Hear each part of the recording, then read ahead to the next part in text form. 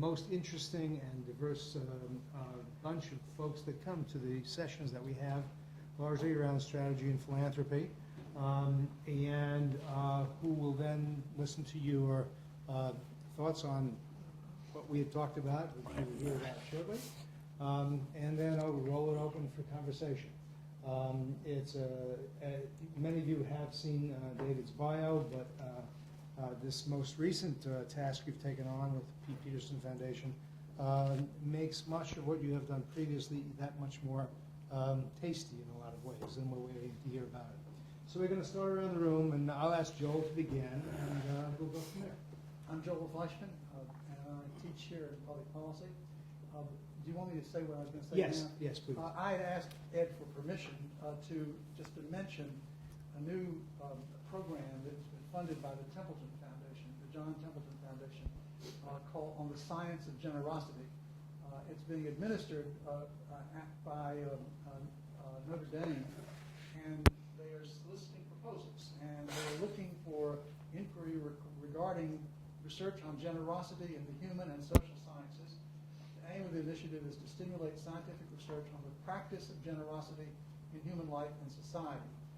Three aspects they're particularly interested in: the sources, origins, and causes of generosity, the variety of manifestations and expressions of generosity, and the consequences of generosity for both givers and the receivers involved. And they are soliciting proposals to do research on those subjects, either by individual scholars or by groups of scholars. So if anybody here has a particular interest in this, send me an email. I will send you a copy of this letter, and we would be delighted to try to be helpful. Jack Templeton, the president of the Templeton Foundation, is going to be the next speaker, actually, in the series. And so he may well talk about this when he's down here 2 weeks from today. But I just mentioned it to you in case anybody has an interest that they'd like to pursue. So let me know if you have an interest, and I will send you the information. And that's more than I usually say. Right, and that should be noted as being sort of centrally taken care of by Notre Dame of all folks to be doing it. So, Ginger, you're up. I'm Ginger Saul from Cary, and I'm on the boards of WWF and CARE. Chris Conner with Center for Health Policy, and I've been worrying about the Medicare fiscal challenges. Something you care a bit about. Bruce, let's go to the main table first. Bruce Nelson, my previous incarnation as director. Your previous incarnation said at GAO, served under advisory board. Faculty member here working on American health policy. I'm Jerry Babsad, visiting faculty member in the program of International Development Policy. I do a lot of work on the role of non-governmentals overseas. In my private life, I've been engaged with nonprofits all my life. I'm Allegra Young with the Divinity School, and I work with the Institute on Care at the End of Life and the Center for Reconciliation. I'm Marty Martin. I'm a practicing lawyer representing and advising nonprofit and tax-exempt organizations. I'm Sarah Burdick with the Center for Strategic Philanthropy and Civil Society. I'm Barry Morella. I write case studies for the Center for Strategic Philanthropy and Civil Society. I'm Greg Dees. I'm at the Fuqua School of Business and teach at a Center for the Advancement of Social Entrepreneurship. I'm Kathy Clark. I'm an adjunct at Fuqua. I also teach at the same center. I'm Jeremy Clucci. I'm a second-year Master's of Public Policy student and former GAO intern and future GAO employee. Well, there you go.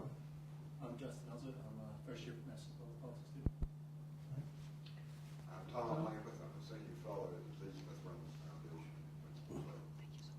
I'm Dan Gerlach. I'm the president of the Golden Leaf Foundation, which is funded by Back Sun Money in Rocky Mountain. Right, yeah. Prior to that, I was Governor Easley's fiscal advisor to the previous governor. Yes. I'm Matthew Keshin. I'm a sophomore public policy major. I read two of Peter Peterson's books.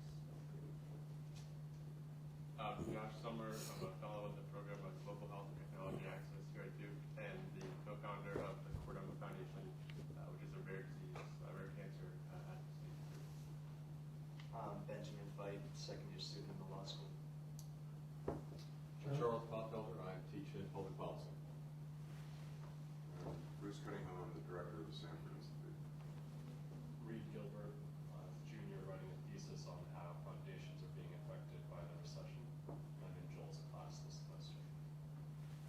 David Gaspard. I'm Assistant Director of the Heart Leadership Program here at the Stanford Institute. Little louder, Anthony. I'm Anthony So with the Program on Global Health and Technology Access within the Center for Strategic Philanthropy. I'm Amir Azami. I'm a PhD student with the Department of Philanthropy. I'm Sean Selleck. I'm a second year master's candidate in the International Development Policy Program, and also had the pleasure of taking Joel's class last year. Katie? I'm Katie Carroll, a PhD student in public policy. Okay, great. Take it Thank away. you. Thanks for coming. I'm glad that the planes operated on time, although I tell you that Washington National Airport was a zoo. If you probably noticed, there was rather a historic event yesterday in Washington, and a lot of people were leaving town today. And I just thank God I was on American rather than U.S. Air, because I never would have made it through the security line if I was on U.S. Air. But I'm here, and I'm glad you're here too. We're glad to. Yeah, but before I make my comments, let me provide you a framework of my background as executive summary so you get a sense, because I'm not going to talk about everything that you might be interested in, and so it'll give you a sense as to if you've got other questions that you want to ask. I spent 21 years in the private sector. I'm a certified public accountant by training, but I've done a lot more than that. I've run a line of business worldwide for a major accounting and consulting firm. I've spent 15 years in the government. I've run 3 federal agencies in the government, 2 in the executive branch, 1 in the legislative branch. I've been a presidential appointee from Reagan, Bush 41, and Clinton with Senate confirmation. I was a trustee of Social Security and Medicare, as well as running 3 federal agencies. And I went from running the GAO, which is in the legislative branch, the Government Accountability Office, and serving as the 7th Comptroller General of the United States, where GAO has 3,200 people in a number of cities around the country, to me, myself, and I, on day 1 in March of this past year, as the first CEO of the Peter G. Peterson Foundation, based in New York. I'm also on chairman of the Audit Committee of the United Nations, among other things. So a few things going on. But anyway, I don't have time to get in trouble. You know, let's put it that way, all right? I'm here to talk to you about a couple of things. One, our foundation, a little about who we are, what we've done, what we plan to do, what makes us different. And then secondly, to talk about some of the challenges facing the country and some of our thoughts about a possible way forward. And that's where you get the synergy, who we are, what we're trying to accomplish, and then what are the challenges facing the country, and how do we see ourselves playing a role in that regard. As I mentioned, we're a new foundation. We were started March of this past year, so we're not a year old yet. Some people ask, are we a think tank? The answer is no. We're an action tank. Some people ask, are we a traditional foundation? The answer is no. We're not trying to disassociate ourselves from the foundation world. We're of the foundation world. We clearly want to partner for progress with a number in the foundation world. In fact, we've already started to do that, and I'll give you some specific examples of how we have. On the other hand, we are focusing on results, not research. A lot of the issues that we're dealing with, they've been researched to death. It's not to say that there isn't additional research that might be worthwhile doing in a few areas that we might not fund, which we will in selected circumstances. But for the most part, many of the areas that we're working in, our view is it's not a lack of information, it's a lack of resolve. And it's lack of an ability to try to be able to put together the right type of forces in order to actually assure that action takes place. Our mission is to increase public awareness regarding several key economic challenges facing the United States and its future, and to try to develop and promote sensible solutions to address those challenges. Our vision is to keep America strong and the American dream alive. See if this sounds familiar. By promoting responsibility and accountability today to create more opportunity tomorrow. And I see President Obama's using our words, and which is, we're happy to hear that. That's action, results. Well, it's action coming out of the mouth. We're actually looking forward now to seeing action with regard to public policy. We're a values-based organization. I'm a values-based individual. I believe very strongly in core values that serve as institutional beliefs and boundaries whether in the private sector, the public sector, or the not-for-profit sector. And now I've been in all three. I've headed organizations in all three sectors. And our core values are integrity, transparency, responsibility, and results. Now, as far as our issues, we have two primary rubrics that we're focused on. National economic responsibility and personal financial responsibility. And let me elaborate a little bit about those. National economic responsibility means that we need to be concerned with fiscal policy, with trade policy, with savings rates, and a number of the key drivers that end up affecting those, including deficits, debt, increased reliance on foreign lenders, including the need for health care reform, tax reform, Social Security reform, including the need to really re-baseline government, to understand which programs and policies are working and which ones aren't, which ones are generating results, which ones aren't, which ones are focused on the future, which ones aren't, which ones are being integrated, within government and with other sectors of the economy to try to achieve results, and which ones aren't.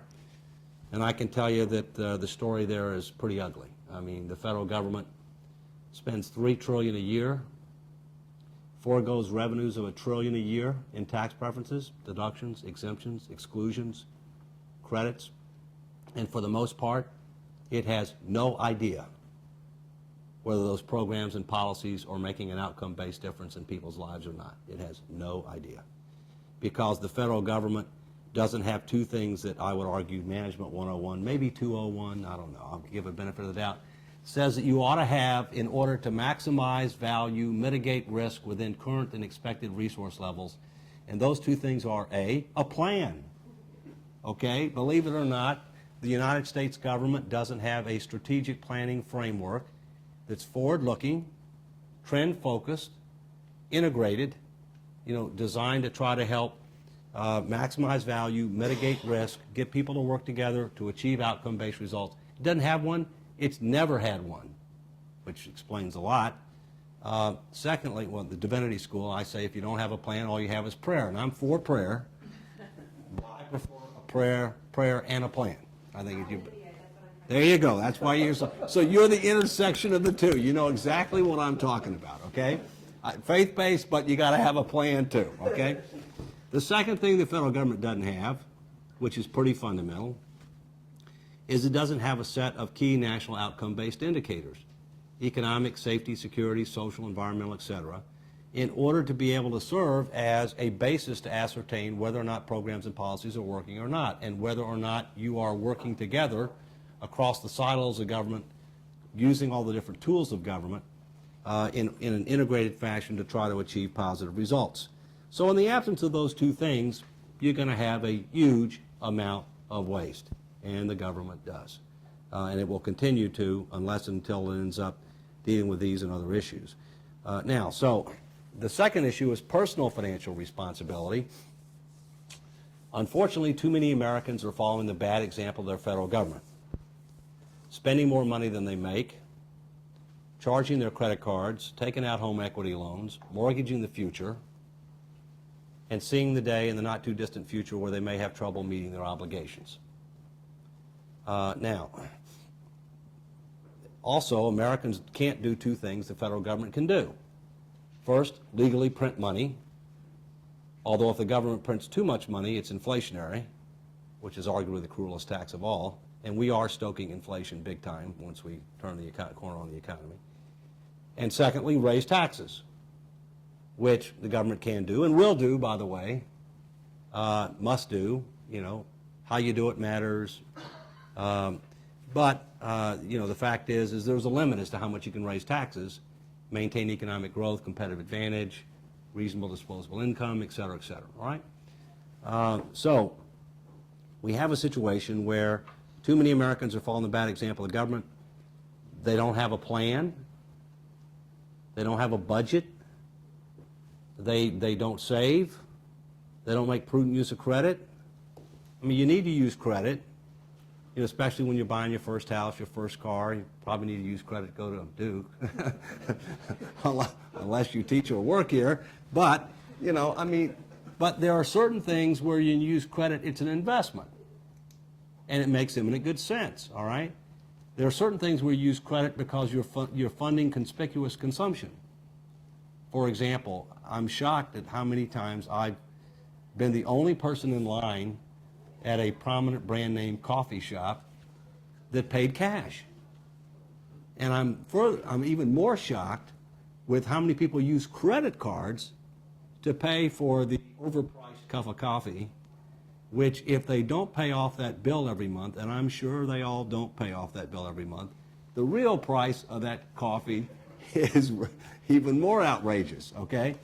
And so, you know, we do have a cultural problem. We have a cultural problem in Washington. We have a cultural problem around the country. And in many ways, we need a transformation. And President Obama has talked a little bit about that. And the question is how do you make it happen? We're a combination operating and grant-making foundation. We do some things on our own, publications. We're in the movie business. We can talk about that. So we do a number of things on our own. And we do a lot of things through others by issuing grants and by forming various alliances. On the operating side, some examples that I'll give you is we are the owner and have the rights to a critically acclaimed commercial documentary called IOUSA, which is about America's four deficits: budget, savings, balance of payment / trade, and leadership. It was nominated for a Critics' Choice Award. We're on the short list for an Oscar. We'll find out tomorrow whether or not we get an Oscar nomination, and we're cautiously optimistic, but you never know. We have done a number of unprecedented things with this film. We've had a national simulcast in 350 plus theaters around the country, where 45,000 people saw the film in one night, which included a live broadcast of a panel involving Warren Buffett, myself, and others in August this past year. We've given away 30 minutes of the film because it's too important. We're not in the business to make money. We're in the business to make a difference. We've given away 30 minutes on the internet. It's at iousathemovie.com. I commend it to you. It's fact-based, staunchly nonpartisan, staunchly non-ideological. That's the good news. The bad news is the numbers are a lot worse today than in the film, because in the film, for example, it talks about $8.7 trillion in debt, 64% of GDP. That was February 2007. Now it's about 10.7, 10.8 trillion in debt, 75% plus of GDP, probably going to be 85 by the end of this year, and most economists pretty much say you shouldn't go over 100, but we're headed past that, okay? Now that assumes you count the bonds and the trust fund as debt, which I believe you should, because there's no way we're going to default on that. You know, even though the government doesn't consider it a liability, that's a different story. CNN showed two 2-hour specials on the film within the last 2 weeks. We got a DVD coming out, and we may do another simulcast later on. And the most interesting thing is Tom Hanks loves the film and has made an offer to possibly make a major motion picture that would be centered around my efforts and others to bring fiscal responsibility to America. So that's kind of neat. You know, I never thought I'd be in that business. I don't know. I mean, he's interested, and Paul Giamatti, who played John Adams, is also interested. They have a personal interest in it, and it kind of be a combination serious and then with a road trip scenario. You know, kind of, you know, because I mean, I've been to 43 states in the last 3 years, and through the Fiscal Wake Up Tour, about 30 of them were through the Fiscal Wake Up Tour, but other ones other than that. So we'll see. Is this a fiction film or a nonfiction? No, it's nonfiction. Well, he did tell me they might take certain liberties, and I'm a little bit concerned about what those liberties might be. I said, you got to be kidding me. Hollywood makes things up. I mean, oh my God. I said, you got to keep in mind, I live in Washington, so I'm used to people taking liberties. Your goals are transparency. Yeah, right. Yeah. But you know, we'll see. It's kind of fun. Yeah, that's right. Sideways. Yeah, that's right. I mean, he played Sideways. Yeah, that Pinot Noir, right? You know, Pinot, right? We have this State of the USA publication, which we put out, which is and we're going to do it every year. It's a very concise, user-friendly summary of really where the country is and where it's headed, because nobody reads the financial statements of the U.S. government, even members of Congress. Very few do. And as a result, there's a need to kind of, get this information out. Sure. I'll send one both ways. And it's on our website, which is pgpf.org, O-R-G.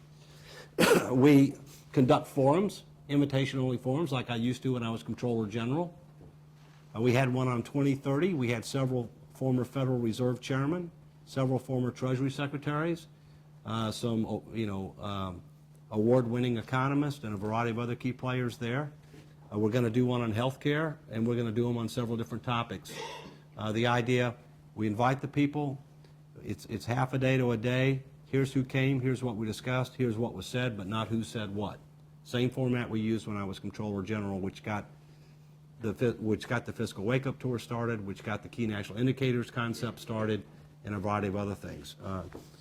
We have funded a fiscal game contest with MTVU. We're announcing the winner tomorrow, where we had a contest for students across the country to be able to come up with a internet-based fiscal game that hopefully will go viral, and we are announcing that tomorrow, and then that will get developed and rolled out, as well. As far as grants, we've made $12–15 million worth of grants so far to organizations like the Concord Coalition, the Committee for Economic Development, the Committee for Responsible Federal Budget, the National Academy of Sciences, the National Academy of Public Administration, Emory, and those are just a few off the top. We have 4 key targeted groups that we want to spend a disproportionate amount of time and effort on. Youth, because they will pay the price and bear the burden if others fail to act. Business and professional community, because they have a disproportionate amount of influence on policymakers. The media, both traditional media and new media, social networks, bloggers, etc., and policymakers, those that actually have a vote and those that have a lot of influence over people who have a vote. And we have strategies to try to deal with that. We are taking a lot of actions on our own and many more in partnership with others. One example is that we have funded a budget reform commission, which originally we were prepared to do ourselves, but Pew came to us and said they would like to participate. They were willing to match our funds so we could make it even that much bigger. And there's now the Peterson Pew Commission for budget reform, budget process reform. We've had other foundations come to us that wanted us to partner to do other things. Sometimes we say yes, sometimes we say no. It just really depends upon, frankly, more than anything else, the amount of personal time involved. I mean, money is one thing, but time is even more precious than money. And, personally, I'm pretty stretched right now. So now let me transition, if I can, to some of the challenges facing the country that relates to what our mission is, and then, talk a little bit about that, and then open it up for whatever questions you have. Let me contrast Pete and myself as a background. You said you read 2 of Pete's books, okay? Pete has been concerned with our fiscal irresponsibility as a nation for about 30 years. He's, what you may not know about him is that he's first-generation American. His family came to this country from Greece in the early 1900s with $5. He is an example of the American dream come true. They moved to Kearney, Nebraska. Who the heck knows where that is, okay? You do know where it is, very good. They moved to Kearney, okay? And they started a Greek restaurant, no surprise there, he's of Greek origin, all right? Was open every day for decades. They made enough money to put him through the University of Chicago and a number of other good schools. And he has been CEO of a number of entities. He's been Secretary of Commerce. He was in the Nixon White House. He was Secretary of Commerce when I think it was like 35, something like that. He's been chairman of the board of the Federal Reserve Bank of New York. He was one of the founding partners of Blackstone, which until they went public was the largest private equity firm in the world. And what ended up happening is that when they went public in 2007, he hit the jackpot. He made $2 to $3 billion, and he decided that he would pledge $1 billion over a period of time to create this foundation to fight for America's future. And he recruited me to do it, and never thought I'd leave GAO, but he convinced me to do it. And so if you take his background, first-generation American, multi-billionaire, although I don't know after the market, but you know, he's wealthy. He's doing okay, all right? You take my background. My family came to this country in the 1680s. I'm only the second person in my direct line to graduate from college. I'm not a multi-billionaire, okay? Although on average between he and I, we're both billionaires, so that's why you have to be careful about averages, because there can be big deviation from averages, okay, from the mean. But, you know, and you know, my family's been here since the 1680s. I've got relatives that fought and died in the American Revolution. You know, I live on property George Washington used to own. Pete is, you know, well-connected in New York. I'm well-connected in Washington. And so there's a lot of synergy. And we both care about the country a lot. We're both concerned about its future. And so we came together at this point in life. And there's, you know, 25 years that separate us in age, if you will. So we both believe our country is at a critical crossroads. We both believe that the decisions that are made or fail to be made within the next 5 years or so will have a profound effect on our future. We both believe that the recent market meltdowns and unprecedented failures of some institutions who were previously viewed as too big to fail represent a teachable moment, an opportunity that should be capitalized on. We both believe that we have a window of opportunity that is limited and will close to capitalize on that teachable moment and a new president who has an opportunity to push the restart button on a number of things. We both believe that we need dramatic, fundamental, transformational change. Dramatic, fundamental, transformational change. And there's no way one president's going to make that happen, because it takes longer than one presidency, even if you get 8 years. But you can get it started. And that's very, very important that we do that. We believe that, I mean, if you take the fiscal, and I'll just use that as an example and then go from there. We both believe that some type of stimulus is going to happen, arguably needs to happen. That because we're in a recession, because we've done bailouts and others are probably on the horizon, because the stimulus is going to be there, that deficit and debt levels are going to skyrocket in the short term. It's troubling, but it's the way it is. And while you want to make sure that you don't end up wasting too much money, there will be waste, okay? And how you structure something matters in that regard. That ultimately what we're more concerned about is not the $1 trillion or so that's being debated right now for the stimulus, because if you visualize this, visualize an iceberg with $1 trillion above the water and 56 trillion below. We're concerned about the 56. It's not that we don't care about the 1. You can steer around the 1. The ship of state will sink if we don't do something about the 56. And by the way, stay tuned for some ads. You might see that, okay? So we're concerned about the fact that we need to not just take steps to deal with the current economy, to try to turn it around, to try to deal with some unprecedented challenges. We also have to put a process in place that will set the table to be able to do what President Obama has called the grand bargain. And the grand bargain is Social Security reform, health care reform, other entitlement reform, tax reform, along with other things. And the regular order in Washington is broken. It's dysfunctional. In my view, we have a democracy that is not representative of the people for a lot of reasons. And as a result, you know, it's going to take some extraordinary tactics all within the laws that apply to foundations, okay?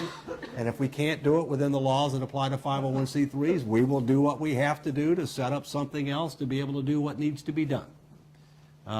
Because we think the stakes are very, very high, and we think we have a limited amount of time in order to really be able to start making progress. And when I say making progress, when you got a $56 trillion hole that grows by $3 trillion plus a year, even with a balanced budget, there's a limit as to how much you're going to be able to rely upon foreign lenders to finance that. Because now 70% of our new debt is purchased by foreign lenders, and they're not fools. So sooner or later, they will lose their appetite. When they do, interest rates go up, and when interest rates go up, then you have a domino effect. So we need to have a process that will make a down payment on that $56 trillion, and that will set mechanisms in place that will help us try to put us on a more prudent and sustainable path going forward. And that means ultimately statutory budget controls that will provide some discipline, because there's no discipline now. Social Security is easy. I call that this. You got a pretty good basketball team here. You can probably relate to this analogy. Social Security is a layup. It's not a slam dunk, but it's a layup. If you do the right process, and if the president wants to do it, there's pretty much a consensus on what the elements are that need to be done. I'm not saying it's not a dunk, but it's a layup, especially as compared to Medicare and health care reform, which is a three-point play from underneath the opponent's basket. All right? And you're actually going to have to dribble down the field a ways, down the court a ways before you're going to be able to make that shot, okay? So in any event, we think that it's important that some type of process be put in place. We don't want Social Security reform or some kind of budget controls to be held hostage, to that process, which might be a fiscal future commission. But we think that there needs to be something that goes outside the Beltway, that educates and engages the public, that leverages the internet, that sets the table for a range of tough choices with an up or down vote, with possibly limited amendments, because the regular order is not going to get us to where we need to be. And so that's kind of where we are. Social Security, we can do it in one fell swoop, and unlike 83, not be pre-programmed to have to come back. Medicare, it's going to take installments. Our view is we've got to focus first and foremost on reducing the rate of increase in health care costs, and that ultimately we need to achieve comprehensive health care reform that will achieve 4 key elements, which I'll handle on Q&A if you want to, all right? A lot of the things we do are educational and engagement. Lobbying is something we don't do, and we don't want to do, and we can't do, okay, through the foundation, but lobbying is very narrowly defined. There are a lot of foundations that say, well, you can't do that. Well, yeah, you can, because when you look at what the rules are, there's a lot of things you can do, okay? And so, we're going to have a lot of education, a lot of engagement. A lot of things that we do will be talking about concepts. They won't be talking about a specific bill. We won't say we endorse Bill X or we oppose Bill Y, but we'll talk conceptually. We need something like this, and some of the things that ought to be thought about are like this, and those kinds of things. And ultimately, if we get to the point where we need to do the rifle shot and be that specific, then we'll create a 501c4, or we'll do it through alliance partners that are 501c4s. Or now, by the way, I wear multiple hats, even with Peterson.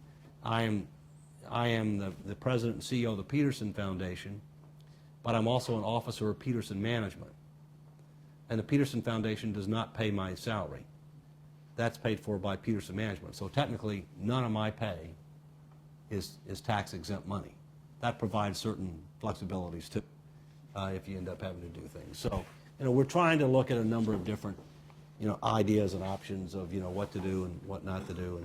But that means I have to remember what hat I have on. As you can see, I change hats frequently. Wearing out your head, right? Yes. I mean, I've kind of worn out the center of my head, at least on the outside. So that's kind of where we're at. and I'll be more than happy to answer any questions that you have, but hopefully that has stimulated a few. Well, we'll open it up for questions in Excuse a me. second. I'm just going to start by being a little provocative and push you and then keep on. Sure. This is a group that knows how to push, so it'll be a lot of fun. Let's look at it this way. The critique that you've made and are on the you and Pete and others have been making is not a new one. And certainly he's made it for more than a decade, close to 2. Right. And although this may be, in your words, a teachable moment for a variety of reasons, there are ways to teach and there are ways to teach. I'm curious if you take another step forward and be more precise about how you think these, what actions the Peterson Foundation alone and with others expects to take at the top of its priority list to in fact move the needle. Well, I mean, let's talk short term and then over time. Right now, one of our desirable outcomes, results-based outcomes, is that what was to try to get recognition by the new president that we have a serious, financial and fiscal challenge, that we need to start doing something about it, and that it would be nice to have some type of a fiscal summit or something. Okay, check. All right, that's going to get done. Now, they haven't planned it yet. It's not all clear who's coming, what they're trying to accomplish. Our view is that needs to be such that it paves the way for an action-oriented mechanism.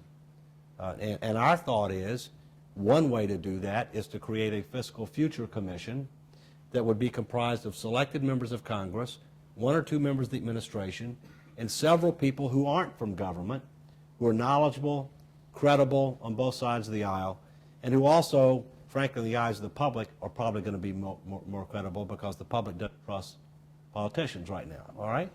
And if a big part of the effort has to be going outside the Beltway to educate and engage the people, cabinet officials and sitting members of Congress, especially if they're chairs or ranking members of relevant committees, they're not going to have time to do that, all right?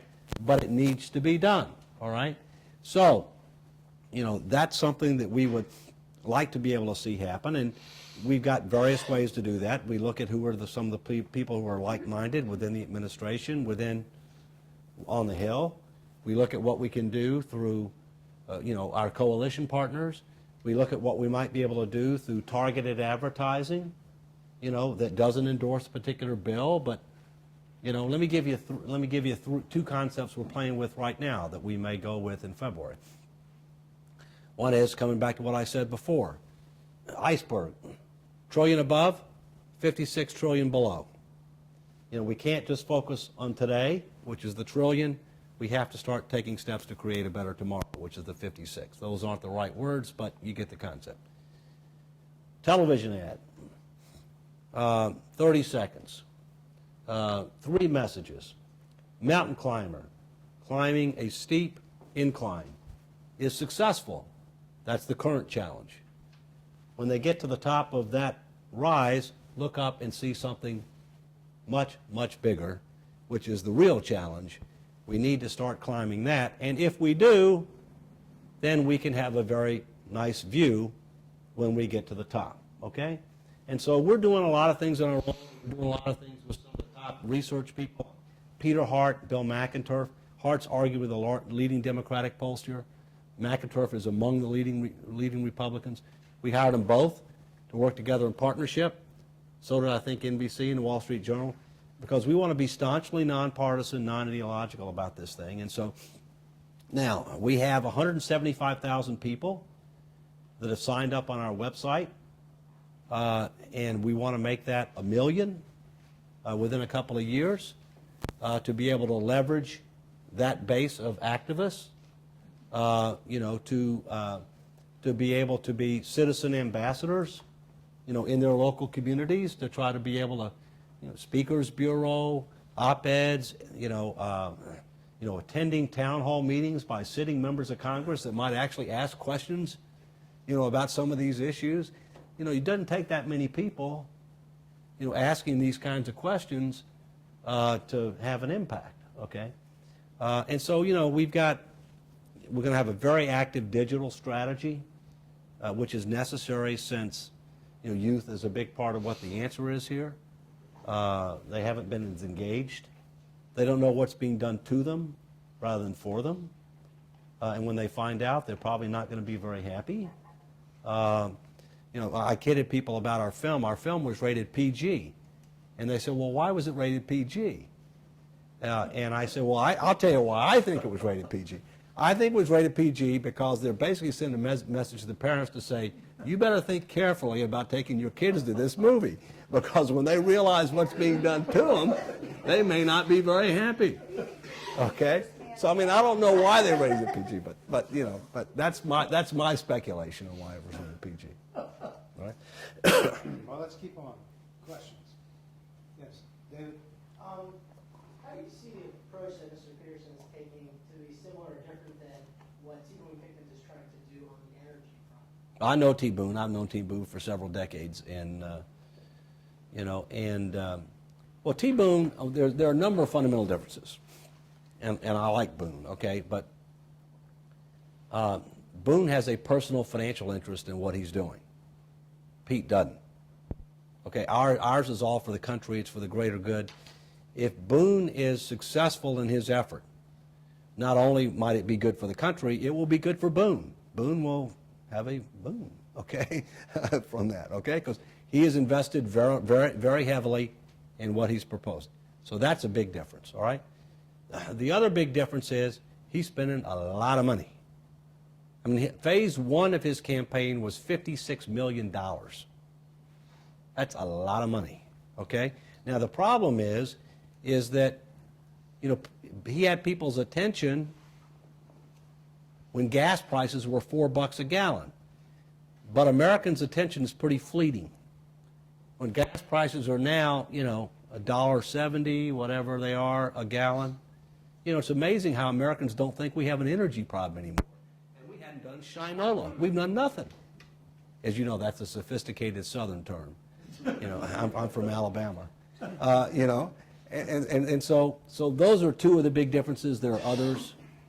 And don't get me wrong. I don't think Boone's doing this for, primarily for personal gain. I think he's doing it because he thinks it's the right thing to do for the country. I really do.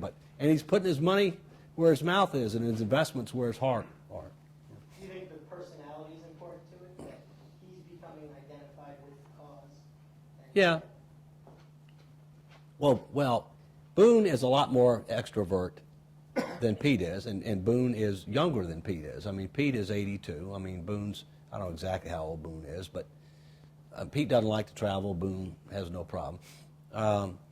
And you do need to have kind of a face, all right?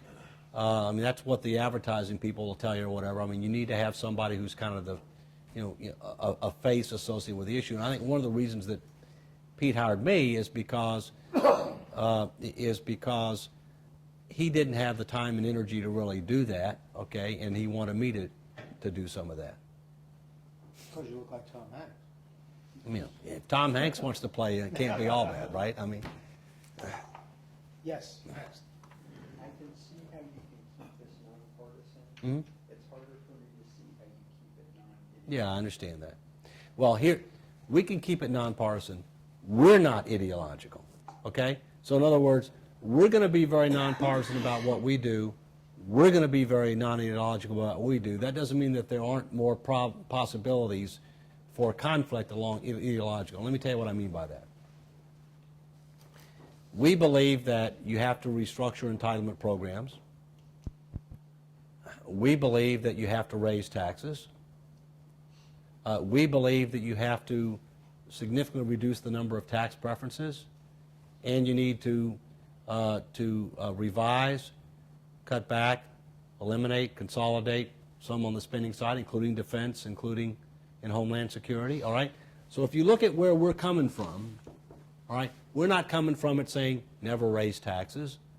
We're not coming from it saying you got to solve it all through entitlement reform or all on spending.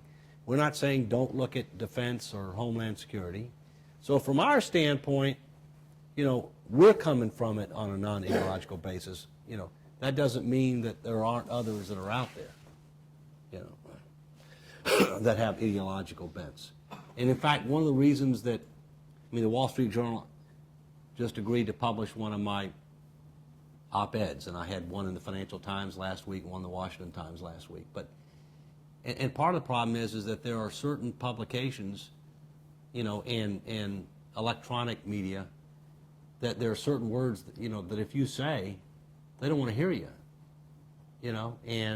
But I'm not going to change my tone. I'm not going to change what I think is right. And fortunately, the Wall Street Journal is now going to publish something that actually has the word taxes in it. Okay? Coupled with You know, increase? pardon me? Coupled with increase? Yeah, well, they ain't going down, that's for sure. One of the things that people haven't realized is a tax cut that is debt financed is not a tax cut. A tax cut that is debt financed is a deferred tax increase on future generations. That's what it is. And, why don't you call them? Sure. Yes, please. One of the groups that was not listed in your audiences was churches, and That's a good point. they are behavioral change groups that, with the frequency of an ad that you could purchase, might not be able to compare to the week after week drilling. I agree with it. Church. One of the things that churches do right now, because they are running afraid, the people aren't giving with the generosity that they can give because they're afraid, and they're given Dave Ramsey the Dave Ramsey plan. So it's a very good personal finance program, but it's not done by someone with your credentials. It's done by a guy, and you can pay for it. Churches all over are putting it on for their people, but they're really kind of begging for good material. So that could be just another way. Yeah, I'll give you my card, okay, maybe when we're done, but I'd appreciate your thoughts. My view is, in many ways, we're talking about trying to form a movement, but a movement around an issue, not a person. Obama was a movement around a person. It wasn't a movement around an issue, okay? It's more difficult to form a movement around an issue than it is a person, okay? But that's what we want to do. And in my view, there's three things you got to do to get that done, and faith-based is an interesting angle that we really want to think about whether we ought to be doing more. You have to give them facts. You have to appeal to values, and the value that I would give is the word stewardship, which means a lot to me, but I couldn't even find it in Webster's dictionary. That tells you how far this country has gone in the wrong direction. The word's not even in the dictionary anymore, all right? And the third is, at least it wasn't in my home dictionary, okay? And the third is, you got to personalize it. You got to put a face on it.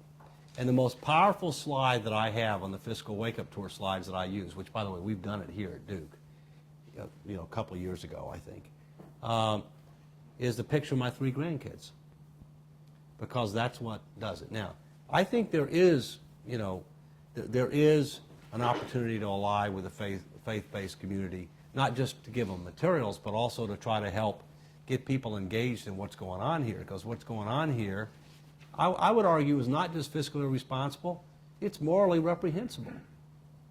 And it's really just downright un-American. It's just really downright un-American.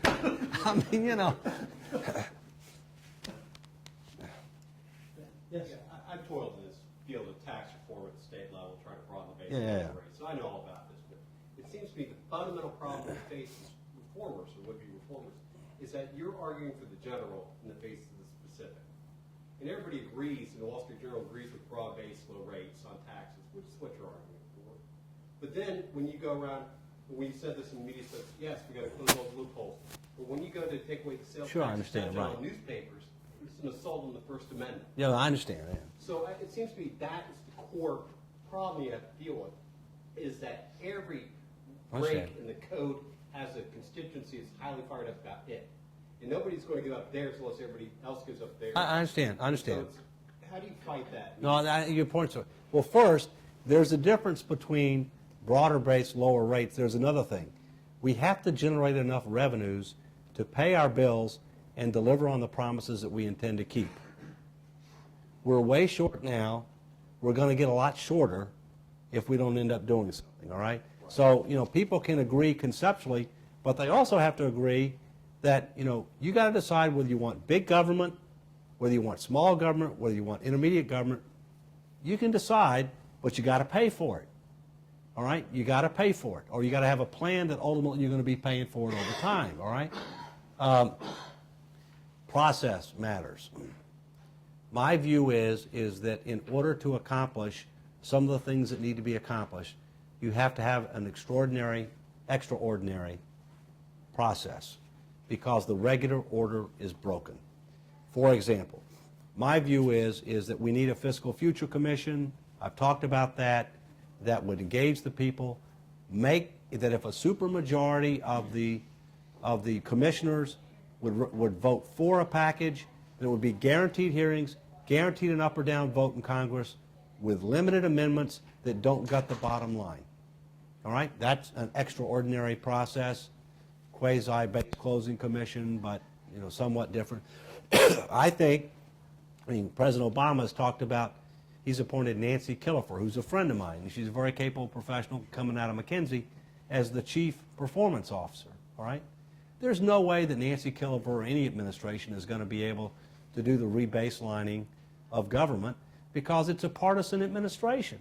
Bush couldn't have done it either. You're not, and so they're going to need an extraordinary process for that. Whether it's a Hoover II commission or some, they're going to need an extraordinary, in order to be able to have something that has credibility, that ends up setting the table and then that forces some type of action, okay? Because there are so many people vested in the status quo, you get gridlock. Now here's the problem. Be very careful when you listen to my words here, okay? I will be careful to say them. We have gridlock in Washington. It's okay to have gridlock when things are going well, because sometimes Washington can muck things up. That was with an M, all right? But when you have gridlock and things aren't going well and they're getting worse with the passage of time, which is where we are, that's a disaster. And so we have to figure out what can be done to be able to do that. And the perfect example I'll give you is take Bush on Social Security reform. No matter what you think about what he wanted to do with Social Security, and I didn't agree with him on what he wanted to do on Social Security, the process that he selected to try to achieve it was so fundamentally flawed that he had virtually no chance of being successful. And so it's not just what you want to do. Process is really, really, really important, especially when you're trying to achieve transformational change. Right? And especially when all those interests are fighting to keep what they've got. Yeah. So process is really the only way you can overcome it. I totally agree with you, Joel, and that's why I care deeply about process, because ultimately you want to achieve outcome. Outcome is a combination of policy and process. You can have the best idea in the world, but if you don't have a process that has integrity, that puts you in a position to achieve an executable result, you won't be successful. Integrity brings the persuasiveness that you need, right, and the possibility of implementing it against all that opposition. Right. And it isn't easy, and frankly, it's gotten tougher, and the problem's gotten worse. Why don't you pick who you... I mentioned before I'm studying international development, and after spending tens of billions of dollars, a lot of experts would argue that we haven't made much progress in that area, and that we need to consider the culture of a place and also, develop outcome-based strategy. And I hear you saying the same thing, and one thing that struck me that I'm personally interested in is this concept of having indicators as far as outcome-based indicators. And I feel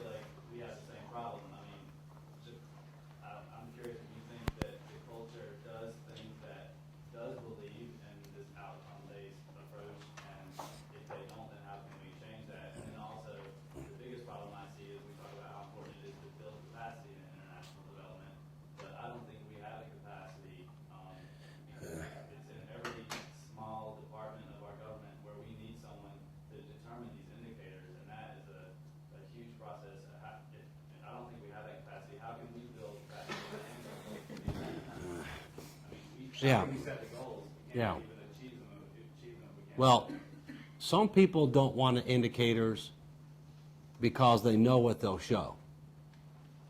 That we're spending a lot of money or giving a lot of tax preferences and we're not getting any results, all right?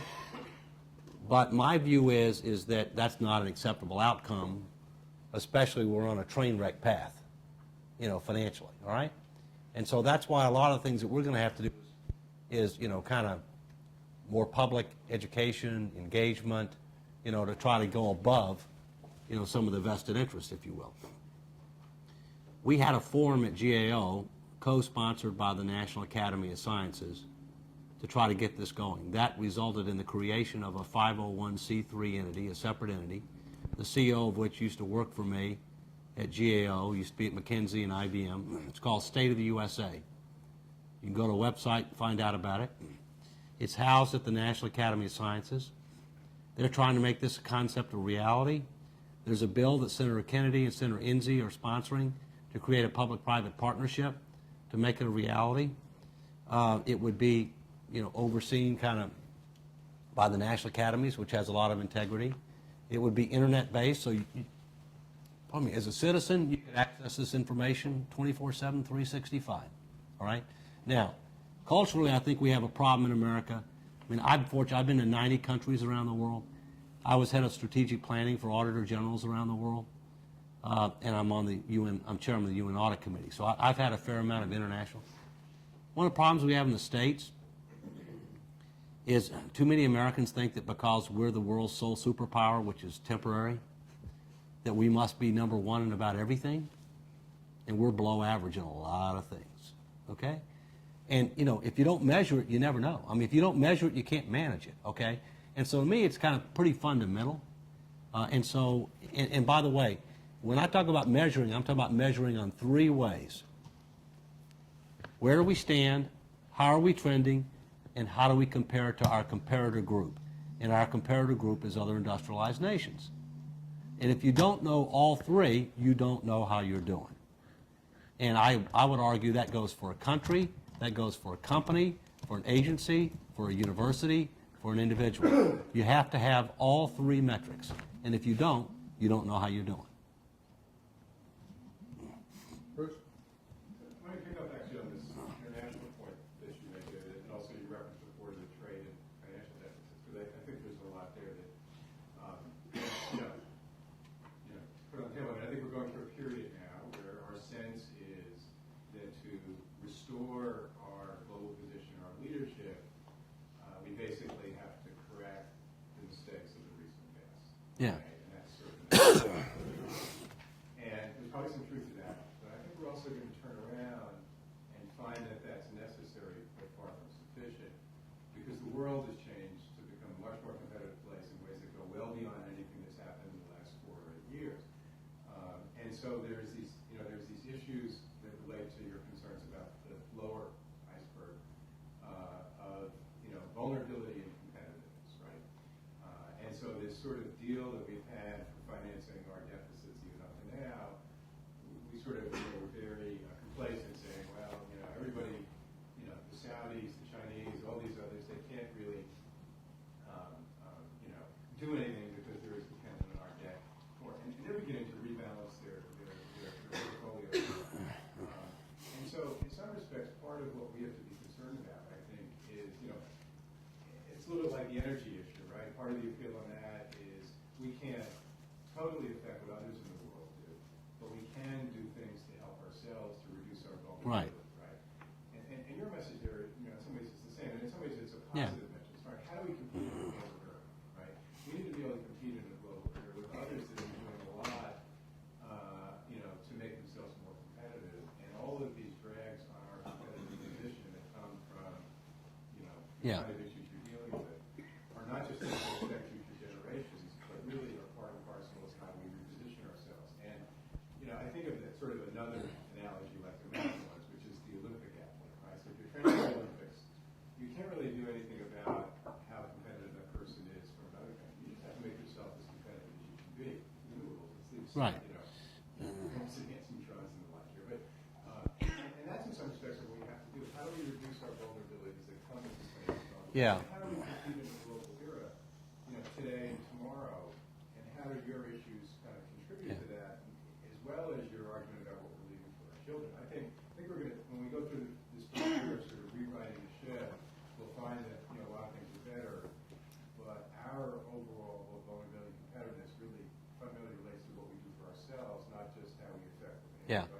Well, several things. One, international image and standing and competitiveness are very different things, I think, and we need to focus on both. You know, my experience is that most people understand the difference between an administration and a country and their people, all right? And there was a lot of angst in the international community about some of the policies of the last administration. That administration's gone, all right? But I think we need to recognize that we are a leader in the world, but not the leader of the world, all right? One of the things that I've found is that when you treat others, you know, with respect, and when you in a situation where, yes, we have knowledge and experience that we can impart to others that is of value, but you know, we've got things that we can learn from others too. Part of it is just as simple as the approach that you take. And unfortunately, a lot of Americans don't take that approach. There are too many Americans that, again, you know, think that since we're the only superpower, we must be great, and we are the leader of the world rather than a leader of the world, all right? Now, we need to focus on competitiveness because we've got a lot of warning indicators going off with regard to competitiveness. Savings, research and development, education, you know, I mean, just a few, all right?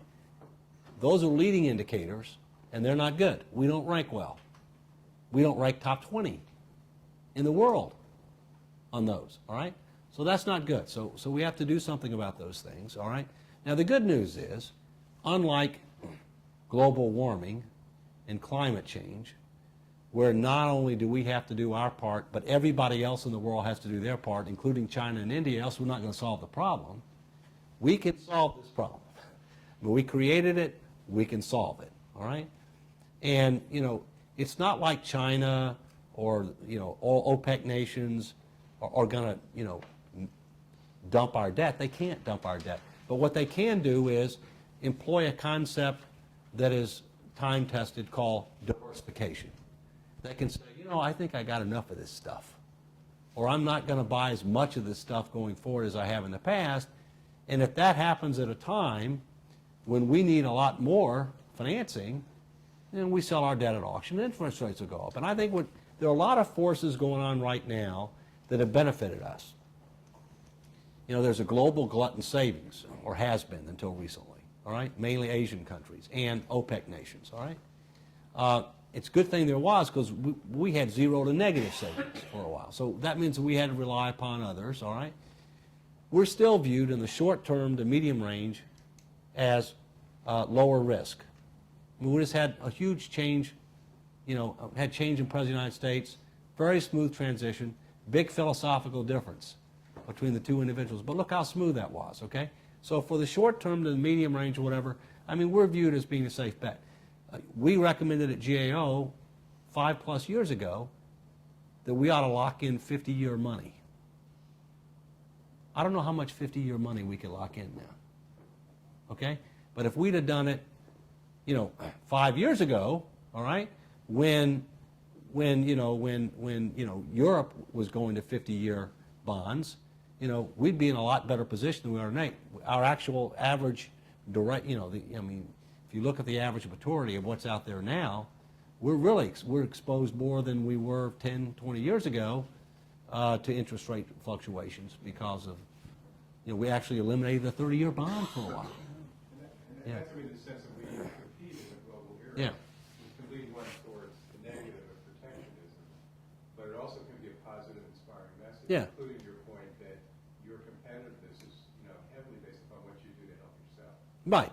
Well, and you know, President Obama's got a lot of good words in that regard. I mean, we are the problem. I mean, you know, it's us individually, it's us collectively. I mean, we need to make some changes. But again, cultural transformation is not an easy thing to do. I mean, I was head of GAO for 9.5 years. And that agency was a different agency when I left than when I came. And there was a number of major transformations that took place. But it took a number of years. You know, I mean, you know, I was there 9.5 years, okay? You know, it probably took, you know, 5, 6 to really be able to make the kind of changes to where I felt they would stick, after I left, all right? At minimum 5, 6. I mean, even in the private sector, it takes a long time. And we're talking about much heavier lifts than that. Anthony?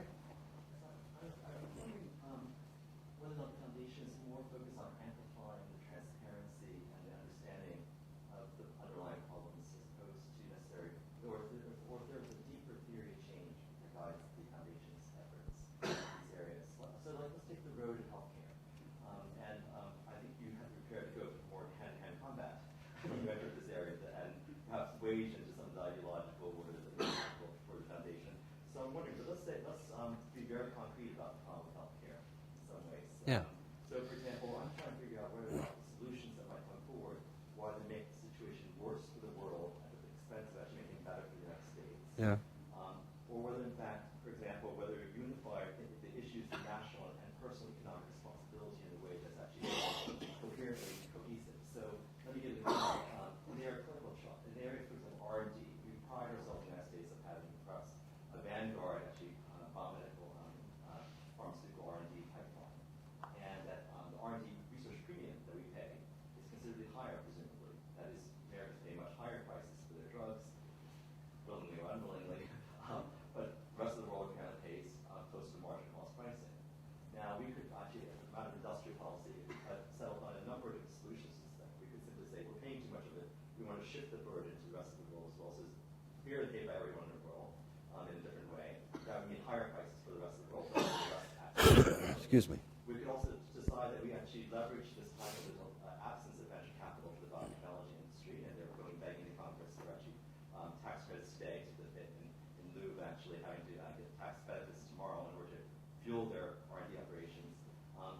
We could insist on a greater return, actually, by paying upfront the cost of clinical trials in a way that actually would mean lower prices in the future from those products as a fair return on the public investment in this thing. That's a very different choice, of course. Yeah.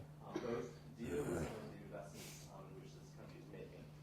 Huge different individual and collective action that cut across their national and personal economic responsibility areas. So, for example, and I use individual here more than just person, but as an institution. So an insurer has no incentive to go to Duke University Hospital and pay for the infection control in the hospital because every other insurer will free ride off that. Yeah. But, follow antibiotic resistance, which is clearly a public good problem in healthcare. It seems to me that this is the level at which much of the issue will have to play out. And I'm just wondering, does the foundation have some thoughts about an area like health sector reform? Yeah, we do. I mean, we obviously want to promote, transparency, public education engagement, but we don't want to stop at that. I mean, one of the things in our mission is we want to try to help develop sensible solutions, not just on ourselves, working with others, and to get some transparency over those sensible solutions. Let me mention a few facts and then talk about a little bit about healthcare. There's a difference between basic research and applied research. And yes, a lot of the world is free riding on our research. Okay. One of the other issues you have to look at pharmaceuticals is how much money do they spend on advertising. We are the only country, industrialized nation, that allows advertising of prescription drugs. My personal opinion is that should end because it drives demand in a way that it doesn't make economic sense, and in many cases doesn't make sense for the individual. All right? But, and then the question is, how does that change the economics? In my view, for any system to work, a healthcare system, a tax system, a corporate governance system, you name it, you have to have three things to make it successful and sustainable over time. Number one, you need to have properly aligned incentives in order to encourage the right behavior. That doesn't necessarily mean tax, okay? Secondly, you need to have adequate transparency to promote proper behavior because somebody's looking, and that doesn't necessarily mean the government. And thirdly, you have to have appropriate accountability if people don't do the right thing. Now, the reason we have a problem in healthcare, in my opinion, is we're 0 for 3. That's a strikeout. We don't have proper incentives, we have wholly inadequate transparency, and we don't have appropriate accountability. So it's no wonder we got a train wreck. My personal view is there's a lot of things that we can and should do short term to reduce the rate of increase in healthcare costs. But that ultimately, just like we don't have a strategic framework for the government and indicators, we've never had a national discussion and debate over what do we want to try to achieve in comprehensive healthcare reform. We don't have a healthcare system today. We have an accumulation, amalgamation of a bunch of things that have been done over the years, and nobody's happy with it. All right? I would argue there are 4 pillars, possibly, for healthcare reform. All right? Pillar 1, universal coverage for basic and essential healthcare based on broad-based societal wants, not unlimited individual needs, that's affordable and sustainable over time, that avoids taxpayer-funded heroic measures. All those words were picked very carefully, all right? Number 2, a budget for what the federal government will spend on health care, because it will bankrupt us if we don't have one. And we are the only industrialized nation that doesn't have one. Even countries with socialized medicine cradle to grave, which I'm not advocating, have a budget for what they spend on health care, all right? Because they know it'll bankrupt you. Thirdly, we need national evidence-based practice standards for the practice of medicine, for the issuance of prescription drugs, in order to improve consistency, enhance quality, reduce cost, and dramatically reduce litigation risk, because it's a safe harbor if you practice. And fourthly, we need to significantly increase personal responsibility and accountability for our own health and wellness. In America, you ought to be able to do what you want as long as it doesn't hurt somebody else, all right? But the taxpayers shouldn't subsidize bad behavior. We shouldn't have we have free riders all over the place. And let me give you 2 examples on health care where we're not targeting, our resources well. Medicare. Medicare's 3 programs. Part A, hospital insurance, payroll tax funded. Mandatory. You gotta belong. Part B and D, voluntary. Funded with a premium and general revenues. You don't have to take it. A vast majority of people take it. Why? Because 75% of the cost is paid for out of general revenues.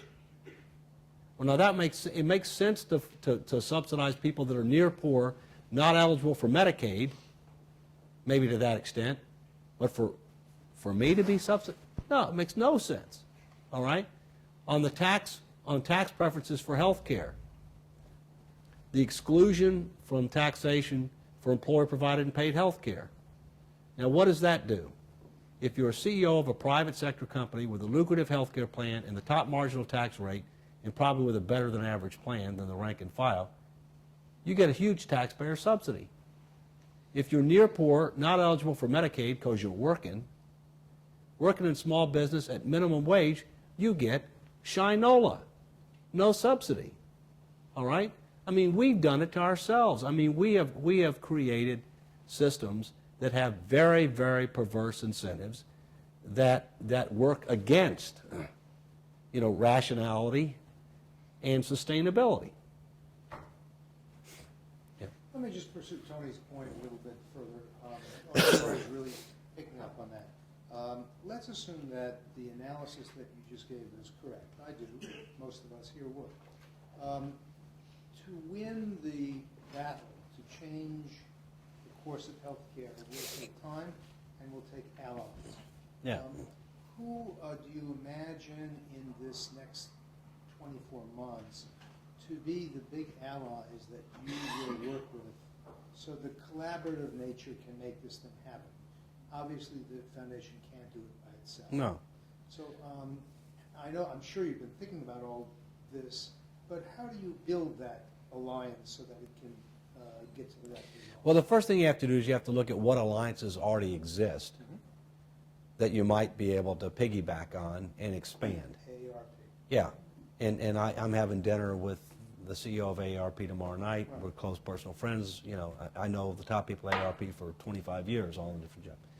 But they've got Divided We Fail, which is AARP, the Business Roundtable, SEIU, NFIB, et cetera, okay? So to what extent can you build on that and expand that, okay? To what extent can you look for who the key players are in the new administration? Tom Daschle, Secretary of HHS, he's going to be in charge of health policy in the administration. To what extent can you look at, and I know him, and he was one of my supporters for Comptroller General. And to what extent do you have thought leaders on the Hill, Wyden, Bennett, Baucus, et cetera, Sheldon Whitehouse? To what extent can you engage with them? All right. And so, I mean, part of it is what's already out there, and how can you engage, and then how can you broaden that base? And then I think, I think we're in a very different position now than we were in the early 90s when the Clintons tried to reform health care, because I think there's a lot greater consensus that we've got to do something pretty dramatic. But I'll tell you one of the fears I have. One of the fears I have is that we're going to shoot ourselves again. All right? And what I mean by that is the last time we quote-unquote reformed health care, we passed Medicare prescription drugs, which dug the hole deeper, $8 trillion. And that's the last time we reformed health care, all right? And it was a so-called conservative president. So it's always easy to spend money to expand coverage, and one of the other concerns that I have is well, gee, we're going to do all this, but we've got these three things that we intend to do, and that they're going to save a lot of money down the road. Remember there are people that said that Medicare prescription drugs was going to pay for itself? $8 trillion. Because, Social Security is only in the hole 7. Medicare, by the way, is $36 trillion in the hole. So collaboration counts. Yeah, I've always been a big believer in partnering for progress. And I'm always a big believer in the bigger the tent, the better, in part because of two reasons. One, the more you have involved, the more good ideas you're going to give, the more chance you're going to get, the more chance that you're going to come up with something good. Secondly, the more you have involved, the less likely you're going to get shot. When you're out there by yourself, everything can end up, angling. Succeed in mobilizing a mass constituency based on the kind of organizations you're talking about, that will certainly could reinforce the pressure on others to go along with whatever these partners that you do and manage to recruit come up with as the proposed changes. So you're really doing it from both ends. Yeah, I agree, Joel. For example, on the Fiscal Future Commission, in my opinion, AARP ought to have somebody on the commission. All right? Because they're going to have a major influence on whether this thing's going to concede or not. I'd rather have somebody on the inside pointed outside than on the outside pointed inside, especially when they're shooting. Okay? So, it's a basic concept. It's not rocket science, but it's not necessarily the way that people in Washington think. But the way that they've been thinking lately hadn't gotten us very good outcomes. Let's do two more. Wendy? The topic of consumer engagement. A lot of what you're doing is aimed at consumers, whether it's a specific group like youth or the media, which presumably is to get to a bigger, broader base of consumers, and the ultimate, Tom Hanks play would be wonderful. What is it that you are trying to get consumers to do differently, and how is that going to affect that? Well, we're trying to get them to be better citizens and to be more responsible personally from a financial standpoint, okay? Being better citizen, to be more informed and engaged in their decision making and in their actions as it relates to whoever represents them, whoever wants to represent them, okay? And with regard to personal behavior, to not follow the bad example of the government, and to recognize that you can't spend more money than you make for an extended period of time without having serious adverse consequences. All right? Which So, would you say is more important to you, to have individuals behaving better as individuals and family units, or to become better citizens? well, we're going to spend more effort on the former than the latter because there are more people engaged in the latter than the former. There's not a whole lot of people in the former space. The former being national economic responsibility. We don't have a lot of competitors in that space, okay?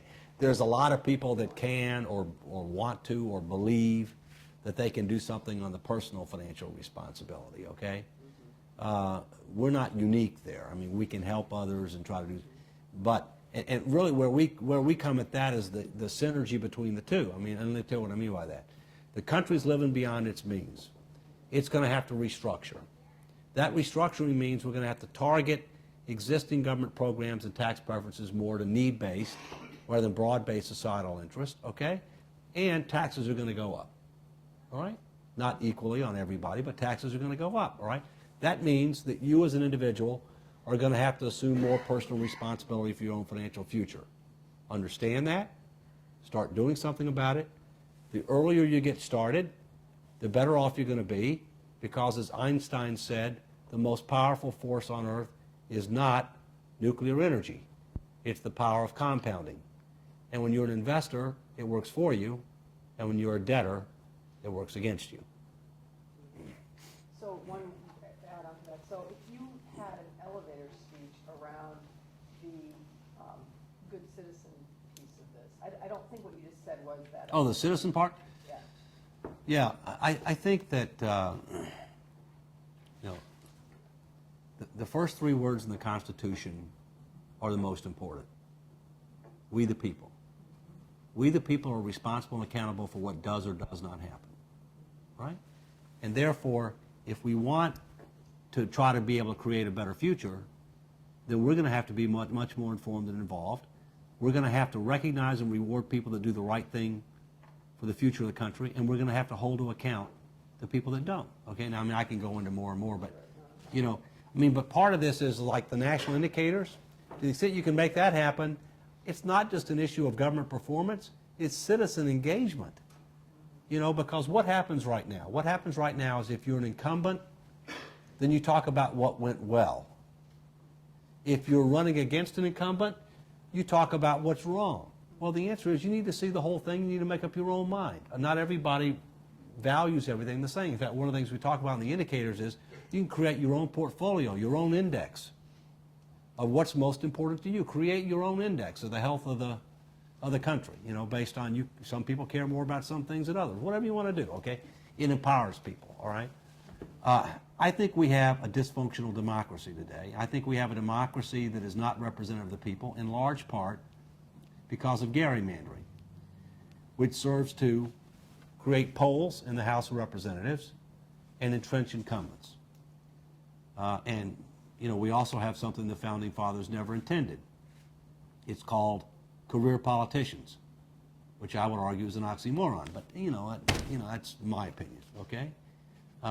It causes a real problem. I mean, when you are not of the real world, you don't understand the real world. And Washington is not the real, it's a beautiful place, but it is not the real world. New York isn't either, by the way, but for different reasons. Sure. Yeah. One more. Just to go back to what you were talking about healthcare a moment ago, it sounds like a big part of the goal of the foundation is to sort of encourage this ideological shift towards responsibility. And you were talking about the partners that you would need to improve the healthcare system. And what would come out of that sounded to me like a lot of legislative changes. And so I was, where would the foundation's role be in the short term, basically, in that whole process? I understand the legislative changes ideally will result once you've sort of gotten people to embrace this sort of better ideology, more responsible ideology. But in the shorter term, what's the role of the foundation under that big tent you talked about? And Well, what would the picture look like? Well, a lot of things are going to have to change that don't involve legislative changes, but there are going to have to be a lot of legislative changes. And candidly, on health care, in addition to saying how do we reduce the rate of increase in costs in the short term, how do we build a consensus on comprehensive health care reform that's executable over time, we really have a defensive and an offensive strategy, okay? On the defense, you want to try to keep dumb things from getting done, okay? On the offense, you want to try to help promote good things, concepts, not specific pieces of legislation, because we know there are lines that we can't cross, all right? It's not that there are things that can be done right now with regard to health plan design and things of that nature, that employers can do right now that can help along the lines of incentives, transparency, and accountability. But look, we got 20 people. There's a limit on what we can do. My view is any organization has to figure out what's its unique competitive advantage, and we have to capitalize on our strengths, where we have a competitive advantage, where there's a need, and we don't have enough people or whatever to be able to try to affect the behavior of all employers in their plan design and execution and managed care strategies, as an example. Well, we've had one quick run through the political, economic, and cultural scene of the country and the globe. Thank you, David. It's great to have you with us. And can I have a postscript? Yes, please. Excuse me. As I listen to this, it just strikes me that I don't know of another foundation that has this kind of laser-like focus on anything. And it's really taking the initiative in the way in which the Peterson Foundation is doing to try to bring about significant change. My sense is that it's very unusual for a foundation to do this kind of thing. And I think it is one, if done well, might very well have consequences that other foundations could not achieve with the strategies in which they're using. So, it's a really big challenge, as you know. But it can be solved by a foundation initiative. The kind of strategies that you outlined in your talk and you amplified on strike me as being very much the ones that need to be pursued. Yeah. Fortunate enough, too, because you've got the connections in Washington. Yeah. You're known in Washington. Yeah. You're respected in Washington. Yeah. And Pete Peterson is respected in the business community. In Wall Street, too, right. In Wall Street. So you bring together two really basic constituencies there that would not be available to other foundations. It says something about how you staff foundations. No, I totally agree with that, and we're kind of unique in not only what we're doing, but how we're trying to do it and who's involved, okay, which is different. Let me just close by saying this. Our objective is very simple: save the republic. And to try to and to try to make sure that steps are taken to make sure that our future is better than our past. That's Plan A. Plan B, Vancouver, British Columbia. Bangalore.